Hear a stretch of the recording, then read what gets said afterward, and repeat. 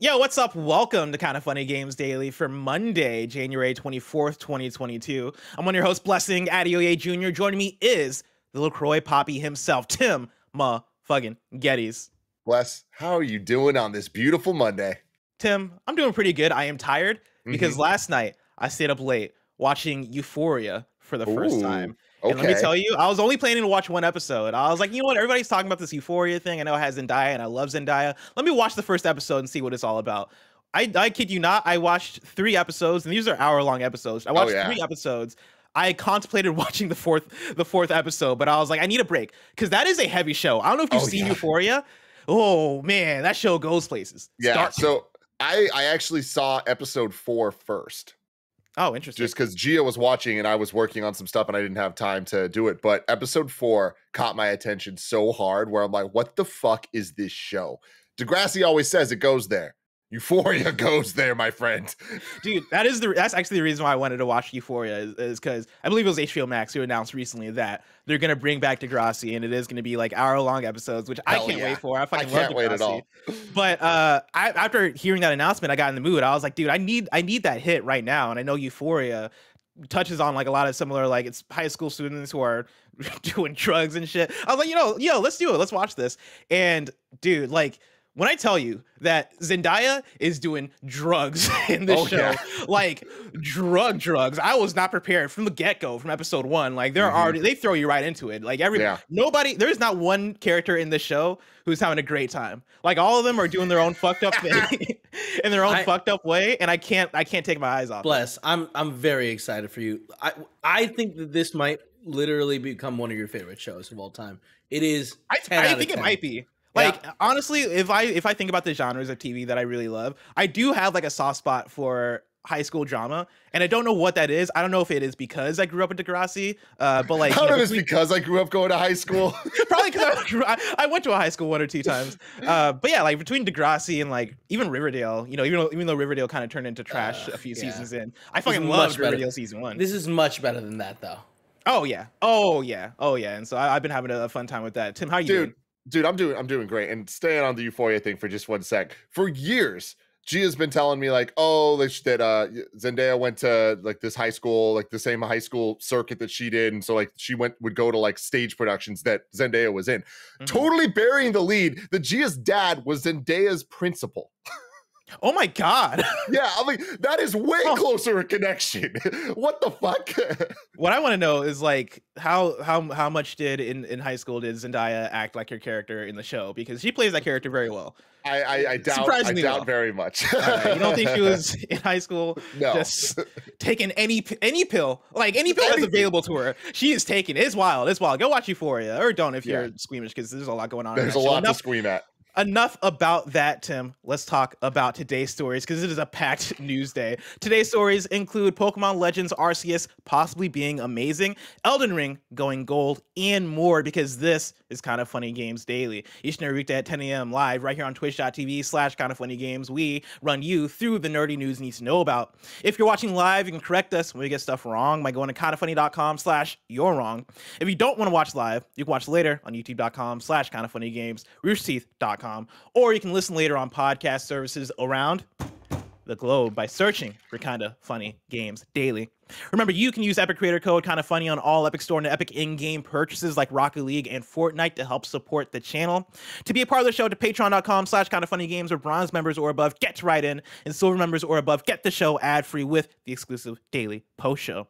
Housekeeping for you, a new episode of PS I Love You XOXO is recording later today on Patreon. We're going to be talking all about the PlayStation side of the Activision Blizzard acquisition and asking, will Xbox Game Pass ever come to PlayStation? That's the magic question today. You can catch that later live on Patreon, or when it goes up tomorrow for everyone over on youtube.com/kindoffunnygames and on podcast services around the globe. Thank you to our Patreon producers, James Davis at James Davis Makes, Blackjack, and Pranksy. Today we're brought to you by Purple Mattress and Babbel, but we'll tell you about that later. For now, let's begin with what is, and forever will be, the Roper Report. It's time for some news. We have 7 stories today. Baker's dozen. That's a high news day for me. Usually I like to aim for 5 or 6. We got 7. And I had to make some cuts. I had to make some cuts. There was also a news story about like the N60 formulation on Switch is like slightly better. They made some fixes in Zelda Ocarina of Time. Basically, when you're in the mirror dimension, there's the reflections in the water. I had to cut that because that's small time compared to the news that we got. No time to talk about that news that we just talked about. No time to talk about that, which I really wanted to talk about, but I really couldn't fit it in. And so shout out to that. Let's talk about story number 1. Pokemon Legends Arceus is apparently really good, question mark. I'm going to start with Chris Scullion at VGC. I have a couple of sources, but I'm going to start with Chris Scullion because Chris Scullion basically combines multiple sources into one. Chris writes, a number of Japanese video game websites have been posting their first impressions of Pokemon Legends Arceus following a recent hands-on event in Japan. Famitsu praised the game for moving the Pokemon series in a new direction, saying, quote, "It's safe to say that this game is completely different from previous titles. The first thing that impressed me when I started playing was the exhilarating feeling of moving around freely in the vast world," end quote. Game Watch also delivered a positive preview, saying the ability to ride Pokemon, quote, "strongly matches the worldview, making you feel more like you're adventuring in the Pokemon world, which I personally found to be an excellent system," end quote. It also celebrated the way the more traditional Pokemon battle system is integrated into the open world gameplay. Quote, "This system, which successfully combines the action of this title with traditional Pokemon battles, is highly accomplished, and I especially appreciate the fact that Pokemon battles are a means to a different end, which fits the worldview of the game," it said. Was worldview a like phrase that the preview guy said a bunch of times? It had to be, right? This reminds me of like this reminds me of Returnal, where everybody started using the word biomes after Returnal because they said it in an email, and now everybody's using it for everything. Yeah, me and Bless just gonna drop. We're gonna drop worldview just constantly now for every news story. We gotta find our own thing. We gotta find like just for whatever random. I guess there's a lot of open world games, right? So we gotta find whatever buzz term that we're gonna use. Kind of funny to describe every single open world game going forward. I'll think about it. I'll meditate about it. Good. So that's VGC, right? Over the weekend, a friend of the show, Laura Kate Dale at Laura K Buzz on Twitter, tweeted a thread on Twitter talking about her time with the game after getting a retail copy. It's a longer thread that I've condensed into maybe like a third of the thread. I recommend go checking out that thread if you want the full thing. And she also mentioned that like the thread contains light spoilers. I edited anything out that I considered spoilerish. It didn't seem like there was much there that was spoilerish, but I know people are, again, like concerned when it comes to Pokemon, and so I did my best, everybody. I did my best. I think you did a great job. I read the whole thread too, and I also don't think that there's too much spoilery talk in it. It just does get interesting about what qualifies as spoiler and what doesn't, specifically because Nintendo and Pokemon Company are infamous for putting weird restrictions around preview and review content of what we can and can't say. Like they'll just be like ridiculous things where it's like you can't talk about all these core elements or whatever of this video game. So I think Laura did a really good job of kind of doing a preview, following kind of some internal rules that I think feel better than Nintendo's rules normally when it comes to actually doing a good preview for a video game. Yeah, exactly. She did a really good job breaking down exactly what the game is and what the experience playing the game is like. And so to jump into her Twitter thread, it reads like this. It's no secret that retail copies of the new Pokemon game are out in the wild after retailers started breaking street date. With no review or even preview articles out 5 days pre-release, I think it's time for my spoiler light preview of my first 40 hours with a retail copy. So how is Pokemon Legends Arceus? It's the most I've enjoyed a new Pokemon game in years, and I say this as someone with 1K plus hours shiny hunting in every game this gen. As an obsessive level Pokemon fan since the series' inception, I'm in awe of this game. It's not flawless, but it's ambitious. At its core, Pokemon Legends Arceus feels like Pokemon made in the Breath of the Wild engine, stripped back to focus on the gotta catch 'em all tagline, with a dose of beginner's first Monster Hunter excursion and hunt structure, and a robust side quest system to build up an evolving hub town. So how does it actually play? Well, the core gameplay loop is pick up quests from a hub town, then head out to large but contained zones to complete those quests and work towards Pokedex completion through captures and battles. Once you're through the tutorial, you're just sort of left to wander and explore without hand-holding. Go catch Pokemon and work on your Pokedex. No interruptions, just go have fun. This is the most Pokemon has felt like a living world. NPCs acknowledge other regions, new villagers move into your town, Pokemon have new animations and behave differently to each other. New move animations, battles are faster, and take place in your actual location. Traversal is increasingly opened up by certain ride Pokemon, which help cross big areas faster when backtracking for dex completion. It's super fluid to swap on the fly between traversal options. Everything moves so fast, nothing makes you pause and wait. The new gameplay flow is incredibly satisfying, but will be divisive potentially. I love it personally. That's where I stop for her preview thread. Of course, go over to her thread if you want to read the full thing. She gets into a lot of details there. But here, Tim, I assume you saw the thread over the weekend. What were your thoughts first reading it? Oh my God. It's to say relief isn't even like a big enough word. Like, this is just such a like, whew, oh my God, it's good. I can't believe it. Like, I trust Laura for sure. And this is just the best sign that we've had so far, because all the trailers and all the official marketing has been at best fine, I would say. But I think at worst, not good, because of the kind of the tech issues with some of the frame rate, just how empty things seemed, and really kind of looking at until the gameplay trailer they showed last week. And even that I feel didn't do the best job, because they just showed a lot of what we've seen before and kind of a new framing. But it just kind of seemed like, what is the game? What are we actually doing? Like, what's going on in this big world? Because it's complicated with something like Pokemon, where we all want to see it reinvented, but we also don't want it to be too far from what we loved about it in the first place, right? So it's a tough balance. But then it also looks like Breath of the Wild. So there's going to be comparisons where it's like, what are the expectations here? And it's funny, because going back to the VGC article here, one of the Famitsu quotes was, the first thing that impressed me when I started playing was the exhilarating feeling of moving around freely in the vast field. That feels like such a weird compliment to give a game in 2022, because that sounds like Hyrule Field in Ocarina of Time type praise, right? And Pokemon always has been on this different scale, where it's just talked about differently because of how revered the franchise is. But everyone wants something different from it. So the fact that multiple people are now saying that this is delivering what people are looking for, I think is very exciting. Do I fully believe this is going to be the dramatic shift that we all kind of hoped? I don't know. Like, I'm excited that in a week we're going to be able to find out, like, this game's actually coming out this soon, which is incredibly cool to me. I would have never bet on that, like, at all. I would have thought it got delayed based on how little we've seen. I do think it's bizarre how little we've seen of this game. Like, it makes no sense when you look back at the way Nintendo does things, the way Pokemon Company does things. Like, how is this happening that a Twitter thread from Laura is the most information we got about the game less than a week out from release? Like, this thread is going to turn the tide for so many people of going from not interested at all to I'm pre-ordering this now in the final moments of its pre-release. Yeah, and I there's a chat that went by from Unique Technique who said, I hated how everybody shit on this game from the jump.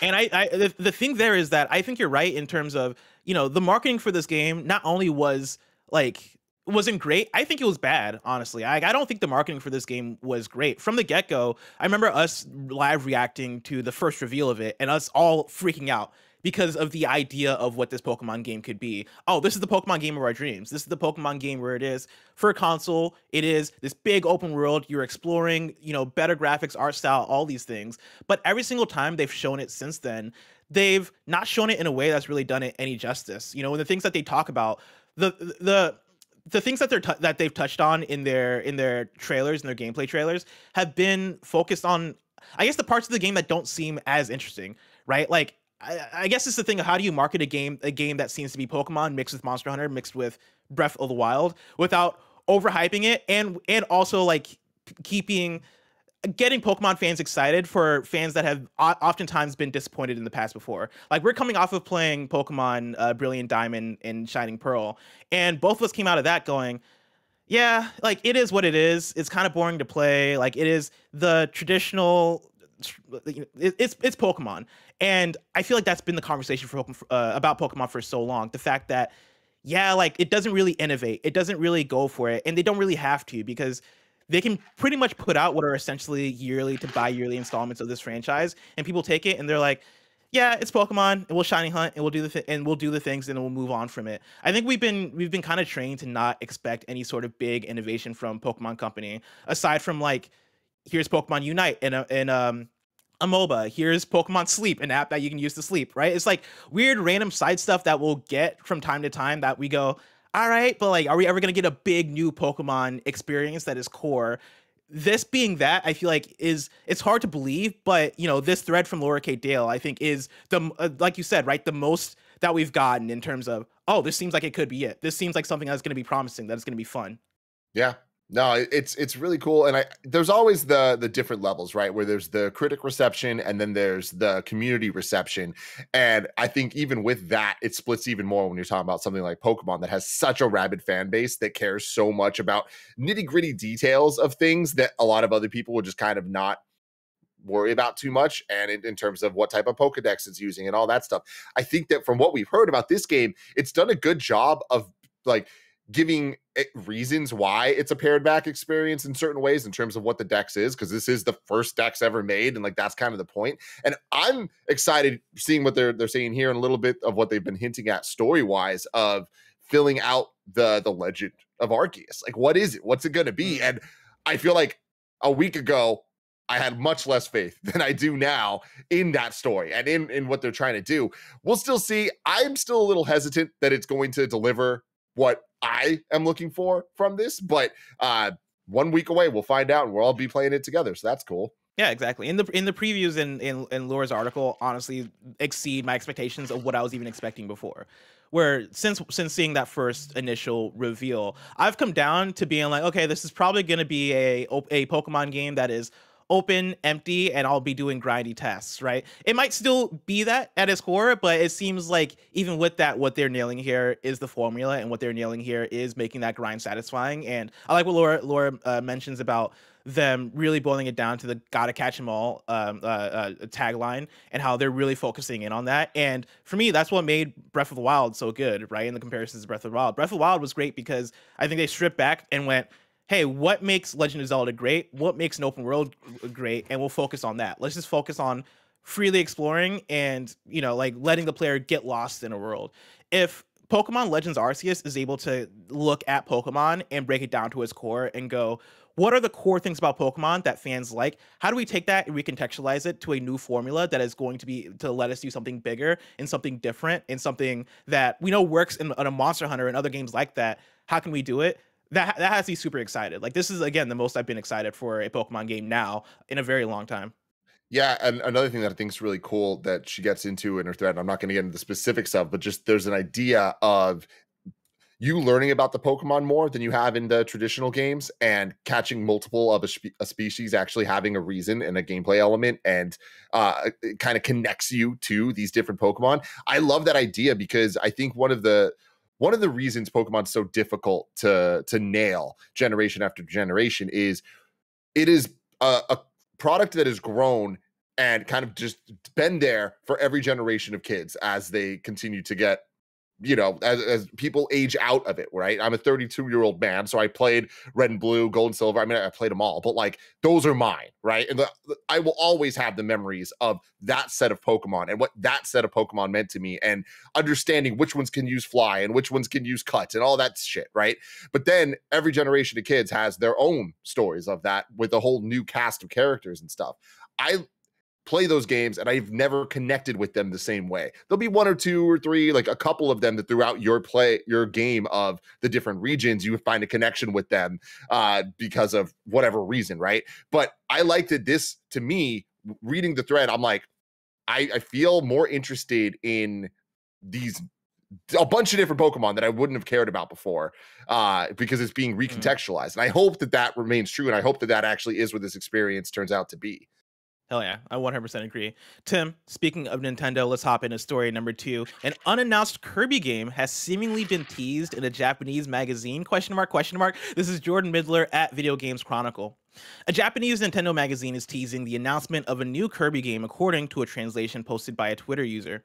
According to user Dede Dio, the teaser image in the January 2021 Nintendo Dream magazine translates to, quote, new issue will release on Monday, February 21st. In addition to detailed news about Kirby and the Forgotten Land, we've also included a new game that we didn't expect, ... I have a feeling that a new title will be announced, end quote. It's not clear if the publication is referring to a new Kirby title specifically, or just a new game of an unknown series. However, 2022 marks Kirby's 30th anniversary, and Nintendo has said to expect activity. Tim, what do you make of this one? Expect activity. Expect activity. I don't know, man. I think it'd be weird because it's not like Nintendo has 3DS anymore, right? Like back in the day would have made sense. Okay, cool. They're making the Kirby Wii U game, but they're also making the 3DS game, and they're different games and whatever. Nintendo's proven that there's no consistency with anniversaries at all, with how different franchises get treated, whether it's the 10th, 20th, 30th, 35th, 37th. It kind of doesn't matter, especially in this day and age when, you know, plans have shifted so much year to year, that I don't think that they're really kind of actively targeting anniversaries for anything of major interest. Like, sure, there might be like a merch line or a controller or whatever, but like I don't think that they're going to go too far out to like make this the year of the Kirby. Like, yeah, Luigi, never forget.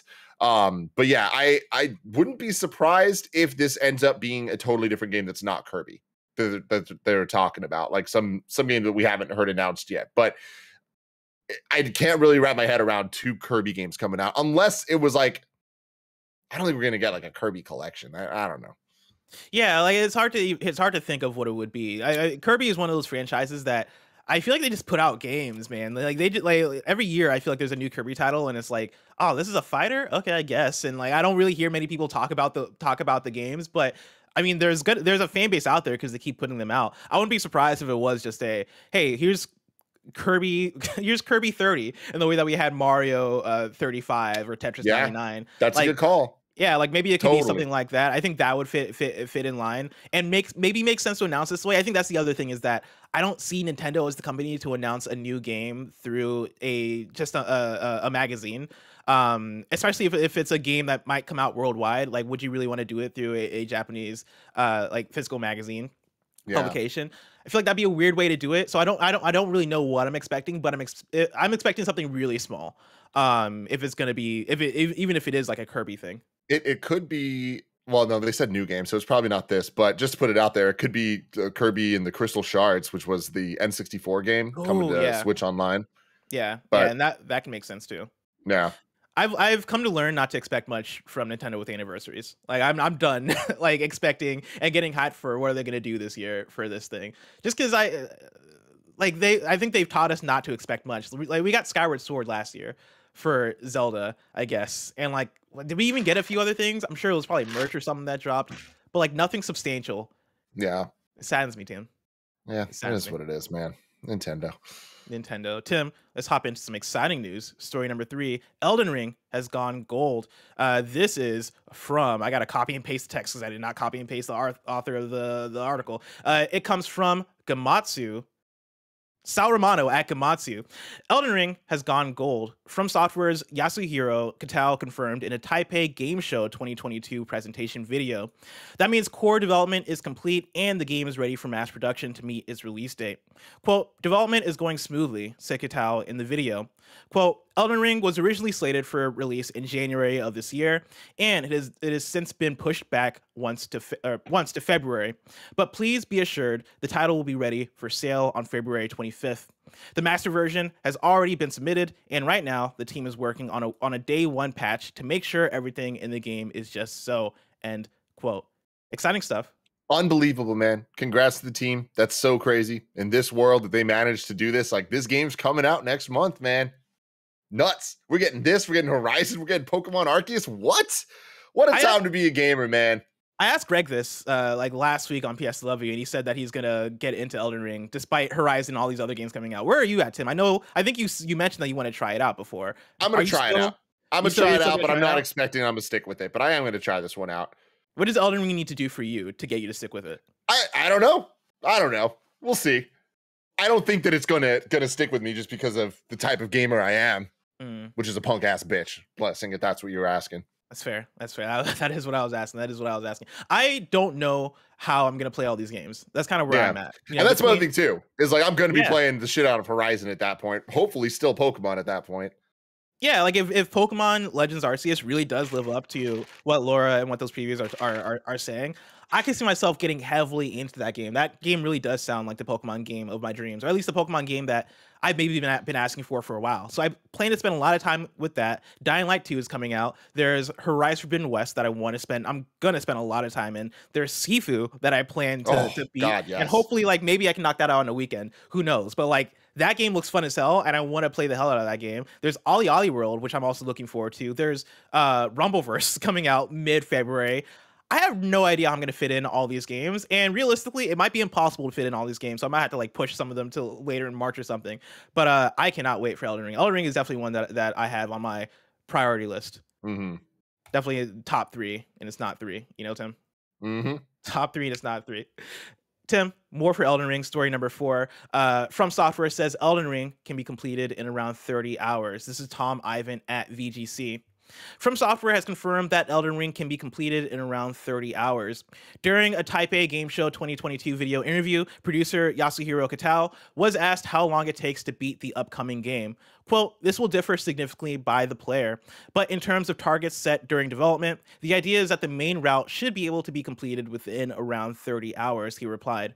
Quote, "The game as a whole is quite massive and contains many dozens more hours worth of gameplay. But if you're talking about the main route only, it shouldn't take much longer than that," end quote. Which sounds about right. That sounds like a From Software game. Those games I would say take around 30 hours to mainline and complete. I think it being an open world, I might have expected a little bit more, but I do like that they're committing to that 30-hour structure. I think that's going to allow us to, like, at least for me as a player, it's going to allow me to get through it. And then in the way that I like to play open world games, I like to circle back to everything else, like all the side stuff afterwards, and clear things out after I beat the main quest. And so that excites me. I love the 30-hour mark, and yeah, still looking forward to Elden Ring.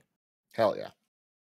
Tim, before I hop into the next news story, I want to let people know that they can go to patreon.com/kindoffunnygames so they can get the show ad-free. And speaking of ads, let us tell you about our sponsors. When it comes to getting a good night's sleep, there's only one thing you need: a good mattress. Forget all those gimmicks like mattress toppers and weighted blankets. If your mattress is terrible, your sleep is going to be terrible. So get the only thing you truly need: a Purple mattress. Only Purple mattresses have the Gel Flex Grid. It's a super stretchy, ultra squishy material that adapts and flexes around pressure points and doesn't retain heat. How do I know? Well, I talked to a young man named Timothy Geddes, and Timothy swears by the Purple pillow. Then, on top of that, he used to have a roommate named Joey Noel who swore by her Purple mattress. That's right. Kind of funny sleeping all over this Purple stuff and loving every minute of it. Getting a great night's sleep starts with having a great mattress. Get a Purple mattress. Go to purple.com/kindafunny and use the code kindafunny. For a limited time, you can get 10% off any order of $200 or more. That's purple.com/kindafunny, code kindafunny for 10% off any order of $200 or more. That's purple.com/kindafunny, promo code kindafunny. Terms apply. There are a ton of worthwhile goals to set for yourself this year, and personally, learning a new language with Babbel is at the top of my list. Babbel is the addictively fun, fast, and easy language learning app that has sold more than 10 million subscriptions. Ladies and gentlemen, I'm Greg, and as you know, I'm in love with a French Canadian named Geneviève Saint-Onge. And Jen, of course, first language is French. She learned English later on, and I've been trying to learn French, but I keep falling off. I've got Babbel on my phone. I'm ready to do it in 2022. Other language learning apps use AI for their lesson plans, but Babbel lessons were created by over 100 language experts. Their teaching method has been scientifically proven to be effective. You can choose from 14 different languages like Spanish, French, Italian, and German. Plus, Babbel's speech recognition technology helps you improve your pronunciation and accent. I could probably use that for English. Right now, when you purchase a 3-month Babbel subscription, you'll get an additional 3 months for free. That's 6 months for the price of 3. Just go to babbel.com and use the promo code kindafunny, all one word. That's BABBEL.com, code kindafunny. Babbel, language for life. Next news story, Tim, is one that I think at the top is going to sound boring to many people, but by the time we get to the end of this one, I think people will be very fascinated with it. Story number 5, Unity has acquired Ziva Dynamics. This is Chris Kerr at GameDeveloper. Unity has expanded its suite of real-time character creation tools with the acquisition of VFX company Ziva Dynamics. Ziva technology has been used in a number of game, movie, and television projects, including Game of Thrones, Godzilla vs. Kong, and Senua's Saga Hellblade 2. The company is described by Unity as a, quote, leader in sophisticated simulation and deformation, machine learning, and real-time character creation, and it's the latest visual effects studio to be acquired by the engine maker after the high-profile purchase of Weta Digital. Unity announced the deal using a Ziva-created digital human called Emma, whose model was trained with over 30 terabytes of unique 4D data and is capable of emoting using over 72,000 trained shapes.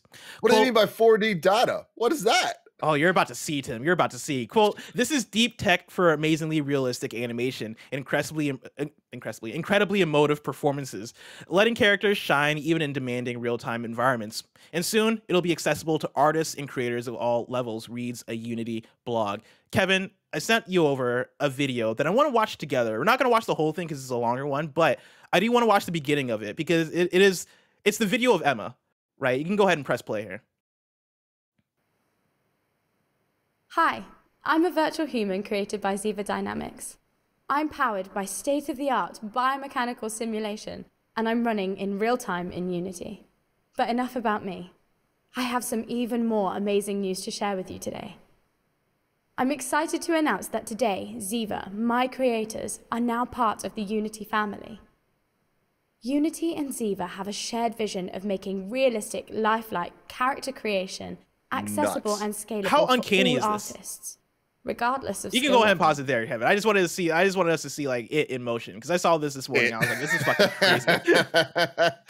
Man, yeah, it's crazy how much tech has advanced and how Uncanny Valley still is there where we're like, that ain't a human. That's wrong. But we have gotten to the point that we'll debate for a year whether the PlayStation conference was CG people or not, right, Kev? Oh my God, they're fake. There's something up with them, and it's fucked up. They're not telling us about it. You know what are you hiding, Sony? It's messed up that Sony's doing that and Disney's screwing over Pixar. Yeah, they're fucking Pixar. Wait, what is Disney doing to Pixar? Don't worry about it. Oh my God, please they're just screwing them so hard it hurts to watch. Oh no, we're gonna get Nemo 3? No, it's all of their movies that have come out in the last that have come out in the last 3 times have not come out in movie theaters, even though movie theaters have been open. Back up. I see. Yeah, I see. only Disney Plus really screwing them over. They're making no money. Sad. So the thing that is most impressive to me about Emma is the little tiny things that make it feel more human. Like just like the way her eyes like would light up just a little bit more with certain words, or like the little head tilts and stuff. Mm-hmm. That is the crazy technology. Kevin, is that the 4th D? What is I know the 3Ds, but what is this 4th D? That might be the 4th D, yeah.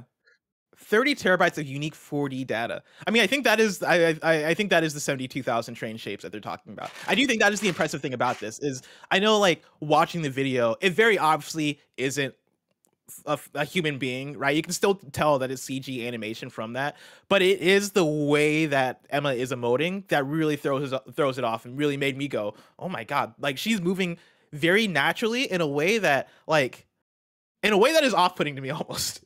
Like very uncanny, but in a way that's really cool because these tools are being put in the hands of basically any developer that has Unity, right? And so the idea is similar to Unreal Engine 5, where in the preview that we did for that, me and Andy did for that, the devs talked about basically indie devs being able to create big open worlds via the tools that they have available with Unreal Engine 5 and the amount of shit that they can throw into a world because of how powerful the engine is, right? I think this is on the flip side of for character creation and for animation, a lot of indie devs, a lot of smaller studios are going to be able to take advantage of this and actually make stuff that might look insane down the line. Yeah, you know, what's crazy to me, and this sounds like a dumb thing to say, but it makes sense. Kev, can you bring Emma back up, please? I like referring to her as Emma.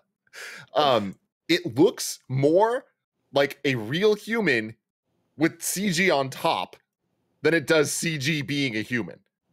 Like this reminds me of like back in the day, if there was a movie about the future and there'd be a person like with a hologram, like if you just made this a little bit blue, it'd be like, oh, okay, that's like what we think the future is going to look like of like airports and shit. But here it's like, this looks like a human with like some CG elements on their face. Like look at even the neck and like shoulder area. Like it looks like she's breathing. It looks like you see like muscle twitches and shit like that. Like her that's neck crazy. When she talks, you can see her neck moves a lot, like the lower parts of it. Nuts. Yeah, absolutely insane. Did you ever watch the Kara tech demo that Quantic Dream put out maybe like a decade ago at this point?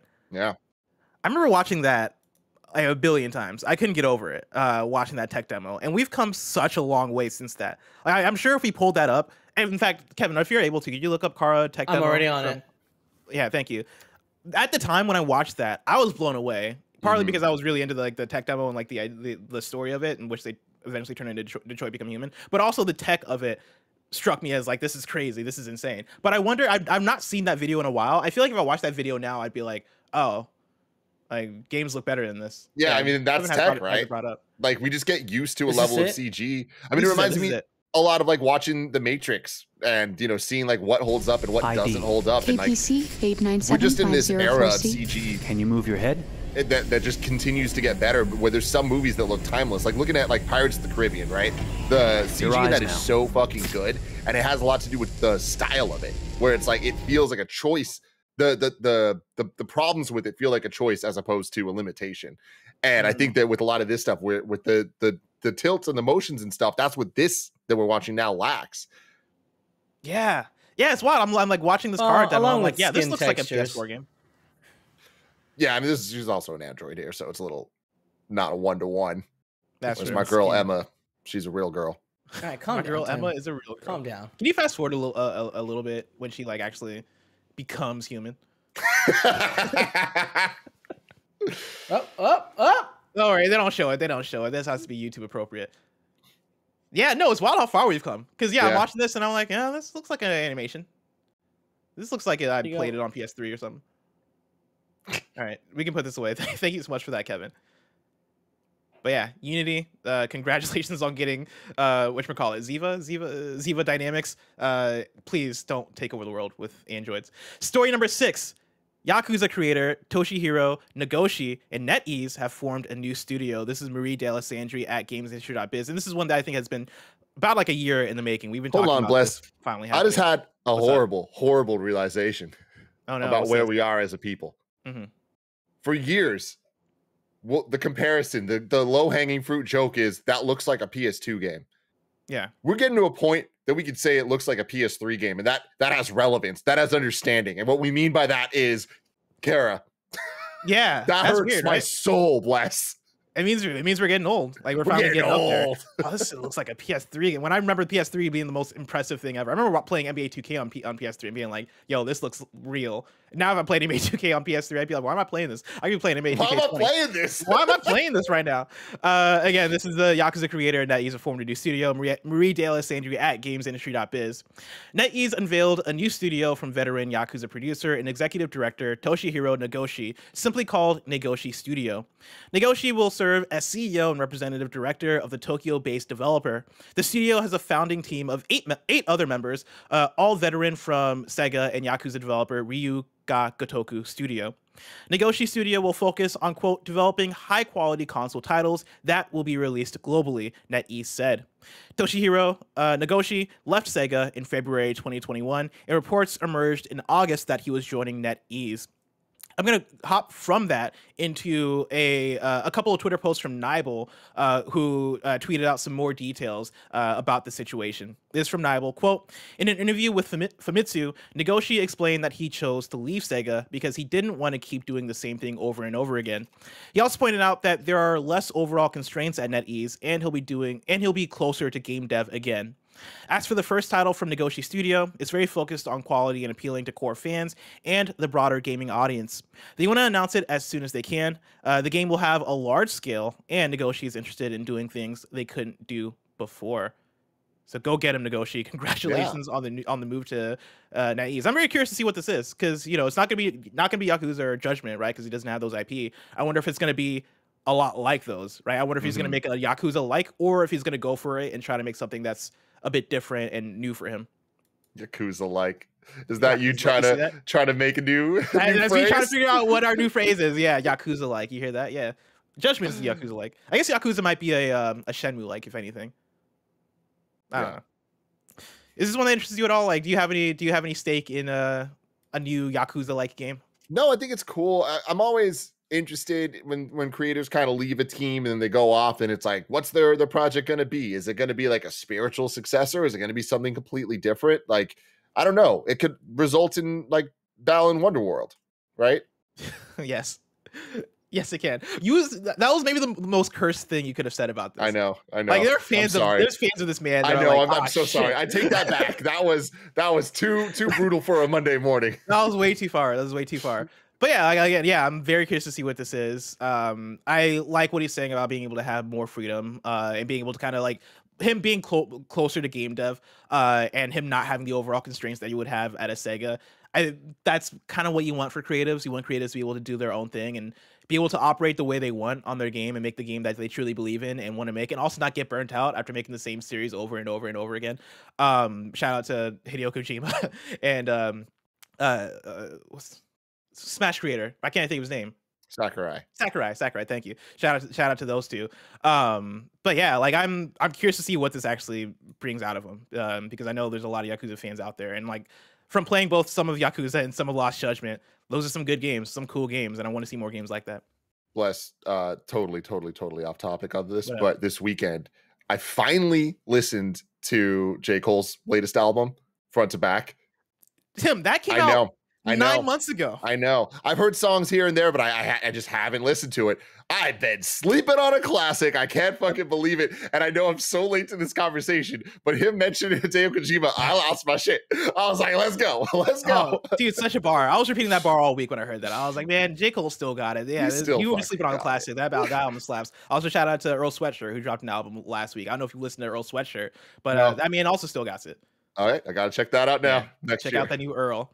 Let's round out the Roper Report with story number 7. Sony Pictures Classics picks up Alex Helfrecht animated movie A Winter's Journey. I know this doesn't sound like a gaming news story, but we'll get there in a second. This is from Anthony Dealessandro at Deadline. Set in Bavaria in 1812, A Winter's Journey follows an itinerant, lovelorn poet who undertakes a hazardous walk across mountains, ice, and snow, a journey which will bring either death or a new life. Painted by the animation artist behind the Oscar-nominated Loving Vincent, A Winter's Journey is a romantic and epic tale which blends live action with CG and painted animation. The world of the film is the first to be built using PlayStation's Dreams, developed by PlayStation Studios' multiple BAFTA-winning game studio Media Molecule. The pick is an adaptation of Franz Schubert's timeless masterpiece, Winterreise, the most performed classical song in the world, or song cycle in the world. Quote, especially in these times, says Helfrecht and Titel, we feel a need to escape into a different world filled with beauty and timeless music.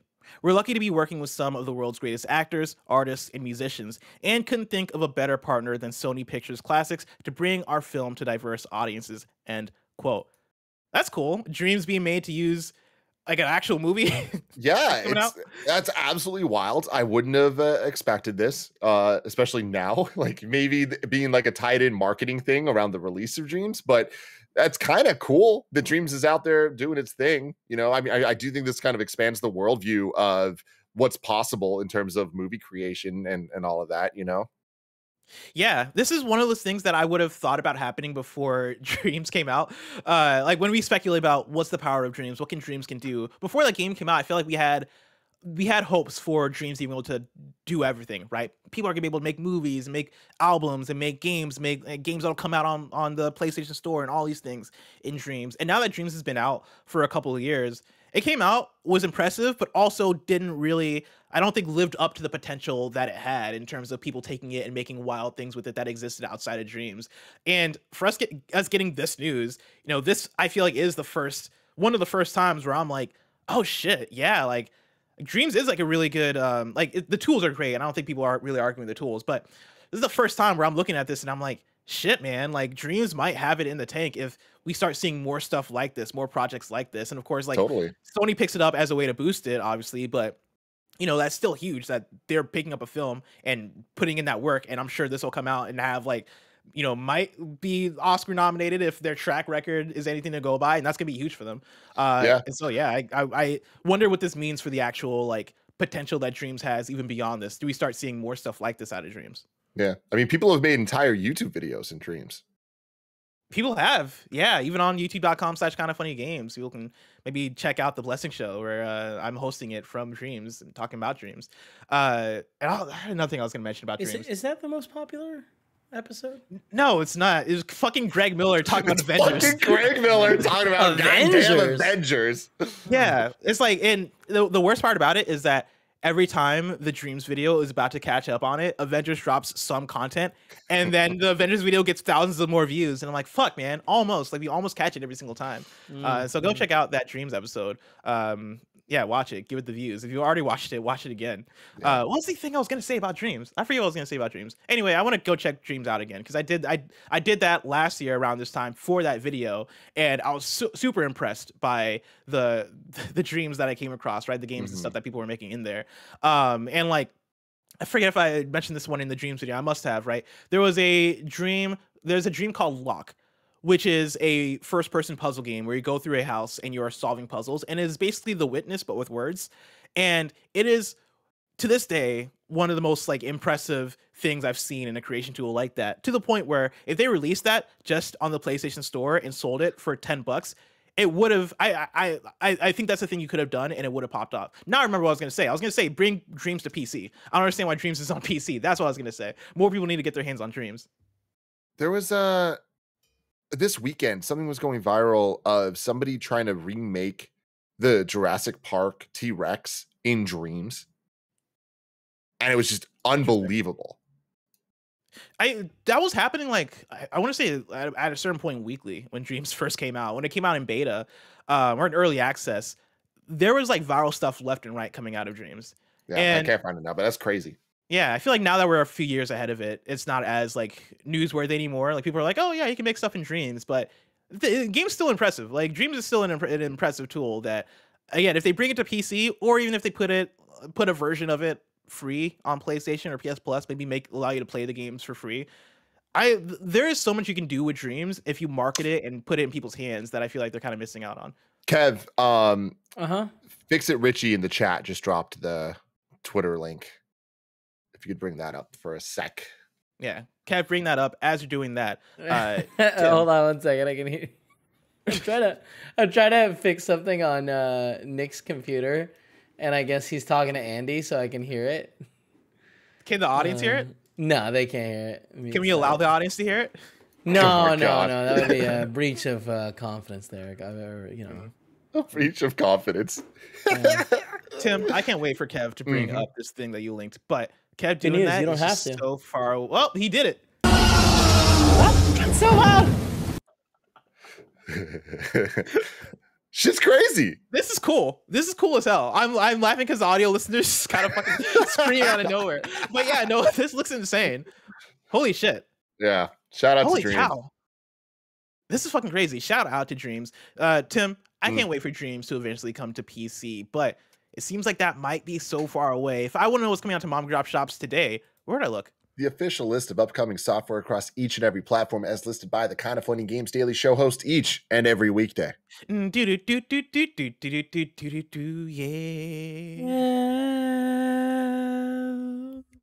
Out today, we got Hidden Deep for PC, and then The Demon Lord is new in town for PC. New days for you. Weird West is coming to PC, PS4, Xbox One, and Game Pass March 31st. Strategy RPG Heroes Hour comes to PC on March 1st. Apex Legends Season 12 Defiance launches February 8th, featuring a new legend named Mad Maggie. And then this is breaking. A Memoir Blue, the interactive poem from Annapurna Interactive and Cloisters Interactive, will now launch on March 24th, 2022 for Xbox Series X, Xbox Game Pass, PS5, PS4, Switch, and PC. The short delay will help ensure that a Memoir Blue launches in its best form, and I'm sure that's to also ensure that Memoir Blue doesn't get lost in February, because February is insane. But looking forward to Memoir Blue. Tim, of course, people can go to patreon.com/kindoffunnygames where they can get the show ad-free. They can write in with their questions. They can write with their squad ups. This week, or I should say today specifically, we got a special write-in from the one, the only Kenny Ballou. If you remember that name, of course, Kenny Ballou is the person that writes in every 100 episodes for 100 episode roundups. And of course, today, Tim, is our 1,100th episode of Kinda Funny Games Daily. Hurry, everybody. Insane. Wild. A lot of numbers. It's a lot of episodes. Kenny Ballou wrote in with a whole write-up talking about the different stats as he does. And I'm going to go through it. I pared down. I'm sure Kenny Ballou will post all this on Reddit if you want to get the deep dive. I edited it down as much as I can because there's a lot in here. And so, Tim, let's get into it. Again, these are all Kenny Ballou's words. Kenny Ballou writes in and says, today, Monday, January 24th, 2022 actually, is the 1100th episode of Kinda Funny Games Daily. Congratulations. After what may have been the biggest week news-wise, and hopefully views/listens-wise, you've reached another 100 episode milestone. As I did for the previous 100 episode milestones, I put together some stats and fun facts about the show. I tried to keep it a bit smaller than last time. It got pretty lengthy for the 1000th episode recap. Feel free to pare down, and then I'll post the full rundown on Reddit like usual, so there you go. There have been a total of 123 hosts of the show, only 2 new host additions since episode 1000, Ryan Penagos and Hombo. For the regulars, the rankings are as follows. Greg has a total of 657 shows. That's plus 23 since last time. Tim has a total of 386 shows. That's plus 46 since last time. Blessing, that's me, has a total of 302 shows. That's plus 51 shows since last time. And I'm closing in strong on Tim. Andrea, RIP, is sitting at 173. Gary is sitting at 167. And I'm going to go all the way down to number 9, where we have some folks who have been appearing on the show a little bit more recently. Andy has a total of 44 shows. That is plus 16. At number 10, Janet is sitting at 31 shows. That is plus 18 since 1000. And then Tamor is sitting at 27 shows. That is plus 2020. That's plus 22 since 1000. That's cool. Right? That's really quick. Cool. I mean, Imran at 99. We got to figure out his 100th appearance. We got to figure out, do something cool. Oh, yeah, I didn't think about that. We for sure got to do that. And to give people context, right, I jumped down. But yeah, Andrea's number 4, Gary's number 5, Imran's number 6, Jared is number 7, Fran is number 8, and then we get to number 9 at Andy. For hosting combos, at number 1, we got Greg and Tim at 154 shows. At number 2, Greg and Andrea at 121 shows. Still, which is wild. At number 3, Greg and Gary at 112 shows. At number 4, Tim and Blessing at 101 shows. We've had the largest jump since episode 1000 with plus 19 shows. And at number 5, it is Greg and me at 75 shows, plus 3 since 1000. Of course, the show. I think that eventually, me and you will be the most common one. You think so? You think we're gonna overtake Greg and Andrea? Oh, actually, we're close. Never mind. We're close. Yeah, I think we will. Because me and you consistently host together. The number 1 is Greg and Tim right now. But me and Greg, which is on the calendar for us to do it every week, we don't always do it every week, you know? So I think that over time, it's going to take a while. But I think that me and you, we got it in us, dude. I hope so. I think we'll get there. It might take maybe like a year or 2 for us to finally hit it, but I think we'll get there. I'm right there with you. For hosting combos, Greg and Tim. Wait, no, did I already do this one? I already did this one. The show is run by one of the hosts who reads the Roper Report, segment transitions, etc. The rankings for this is, at number 1, Greg at 633 shows. That is plus 23 since episode 1000. Number 2 is me at 237 shows. That is plus 44 since 1000. At number 3 is Tim with 88 shows. Number 4, Andrea with 30 shows. And then number 5 is Imran at 29 shows. Then a few spots down, we got at number 9, Janet Garcia at 15 shows, a new entry. That is plus 9 since episode 1000. For some advanced metrics, the rankings for percentage of shows run to shows hosted for KF employees and part-timers. I love this because now we're getting to the nitty-gritty. You know, now we're getting to statistics. This is like when you reach page 3 of like your Smash statistics to see like what characters have picked up the most items and shit. At number 1, worldview. Stands for worldview. At number 1, we have Greg at 96.3% of his episodes hosted versus episodes in the I guess guest seat. And number 2 is me, 78.5%. And number 3, Tamor, 63%. And number 4, Nick Scarpino at 50% of the shows hosted on KFGD. That's really funny. And I don't get Nick off this list in any way. It's a disgrace. Right? And number 5, Janet Garcia at 48.4% of her shows hosted. Rankings for those who have done the sound effects for the show. That is the Roper's Report jingle, Baker's Dozen, etc. At number 1 is Kevin at 785 shows. That is plus 87 in the last 100 shows. At number 2 is Barrett with 193 shows. That is plus 13. And then the rest of the rankings remain unchanged, except at number 7 is the combination of Kevin and Andy when Kevin's voice stopped working. That happened sometime in the last 100 episodes. I do not recall. Love our lives. Right? None of this makes sense. Thank you all for watching. Yeah, thank you all for being a part of this ridiculousness. And then let's see here. Updated Roper Report info. And let me tell you, this is a stat that is stuck in my mind, Tim, since we read it on the episode 1000. All right. There have been a drum roll of 5,274.1 items on the Roper Report. A baker's dozen. A baker's dozen. And I'm be honest, I try to get those numbers up sometimes, but like I also try to keep the show good, and so like it's kind of hard to get those numbers up. At number 1, right, Greg has had a total of 2,900.6 items, and that is plus 122 since the last 100. I am at number 2 with 1,244.5 Roper Report items. Tim's at number 3 at 451. Imran is at 138.5 unchanged. At number 5 is Jared. Wow. And then this next part is the most interesting part to me, and I know it will be to Tim, and for people who listen to the Kind of Funny Games Daily post show. Incredibly, there have now been a total of 453 shows since the last show in the studio. That means over 40% of all the KFGD episodes have not been done at the studio. This stat continues to amaze me. Yeah. Over 40% have been worked from home. Right? That sounds wrong, man. right? We've been working from home for 2 years. And KFGD started in 2017. Yeah. So that's about right. Wow. That's about right. Mid 2017 was KFGD. Let's see. Where did I stop? This stat continues to amaze me. I feel like you guys were just in the studio a year ago, and I feel like that too. It's still wild. Yeah. And then this is where we get into the post-show stuff. Maybe the best addition to the show over the past few hundred episodes or so is the shit list. On the post show where Blessing, Tim, and Barrett discuss and critique a video game list put together by someone on the internet. Sometimes it gets quite heated. Here's looking at you, the gamer's list of top 15 modern platformers better than Mario 3D World. What a terrible list. Disgusting list. Disgusting list. I think this may be my favorite segment. Seriously, if you're not a Patreon member, to get this, it's worth it alone. A few notes on the shit list. There have been a total of 40 shit list segments, possibly 41. I'll get to that in a second. The first unofficial segment of the shit list was on April 3rd, 2020.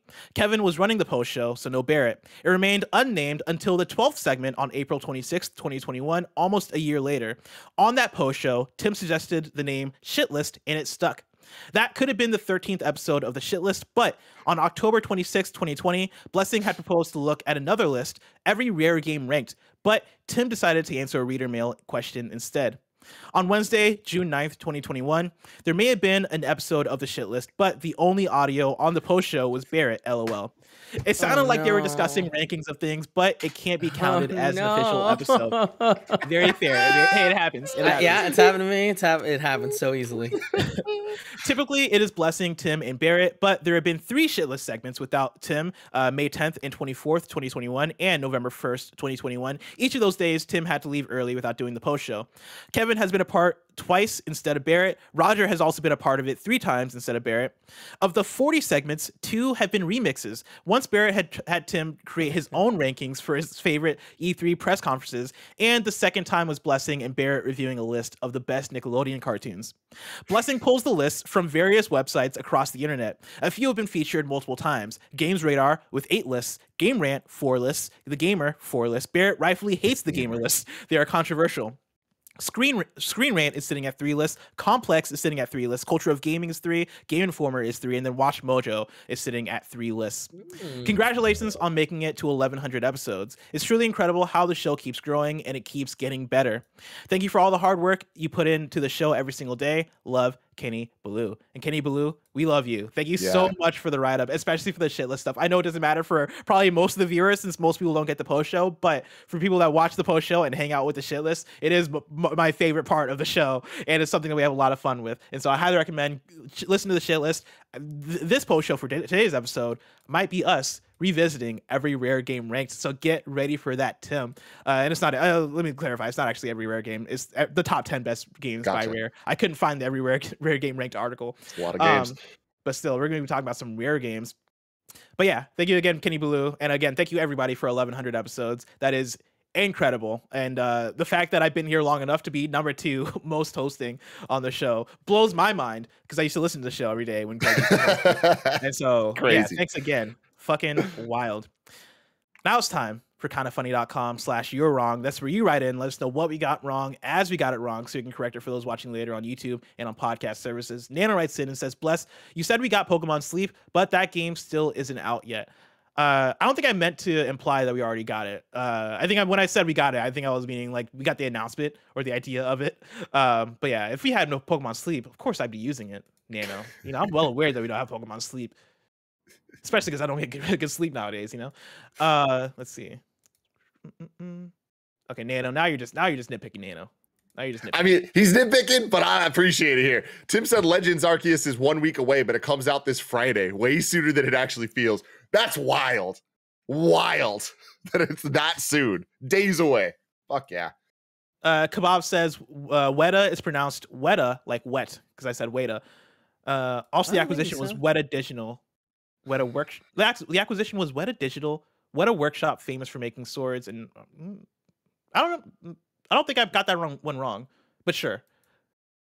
And then Kevin, you say you don't think so? You don't think it's pronounced Weta? No, it I'm is saying Weta, you but... didn't say it wrong. I didn't hear you say it wrong. I thought you nailed it. I didn't notice that either, but whatever. Banner SN says the Zelda 35th anniversary included the Zelda game and watch and the Zelda Skyward Sword Joy-Cons, which were dope. Yeah. There you go. Okay, I thought somebody was kidding with me, but I think they're being serious. Plumbers writes in and says the fourth dimension in 4D is time. So saying that their data is 4D means it's video instead of still images. That sounds dumb. That's not something you brag about. Yeah?